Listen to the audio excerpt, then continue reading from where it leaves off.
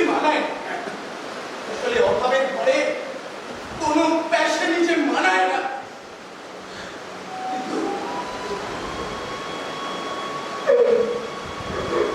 জানো বাবা, আমি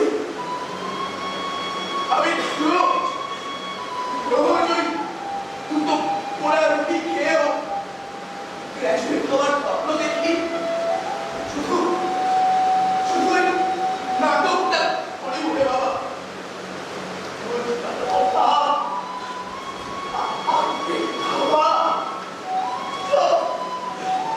সব আমি আগে মুখে মেনে নিতে পারি, শুধু ওই নাটকটা করে উঠে বাবা।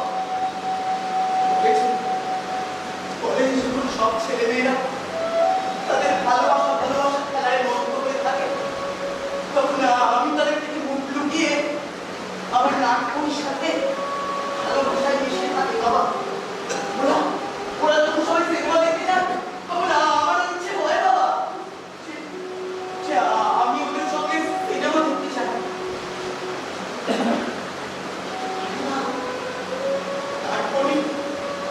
তারপরে আমার হাতটা টেনে ধরে রাখে। আবার আমি স্ক্রিনটা খুলে বসে যাই। আমারও ইচ্ছে হয় বাবা, আমারও ইচ্ছে হয়, আমার চাই না। কারণ আমি আমার এই নাটকটা নিয়ে খুব সুখে আছি বাবা। তুই কি ভাবিস? তোর এই সুখ স্বাচ্ছন্দ্য কেড়ে নিতে কি আমার ভালো লাগে? আমার কি ভালো লাগে? কি করবো? আমি বড্ড অসহায়, তাই কখনো কখনো আমাকে নিষ্ঠুর হতে হবে।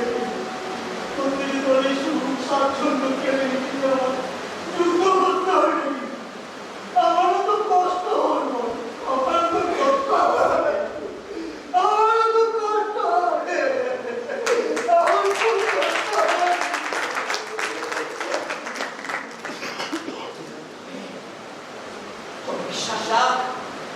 বিশ্বাস রাখ রশিদ, একদিন পরিবর্তন আসবে, পরিবর্তন আসতেই হবে।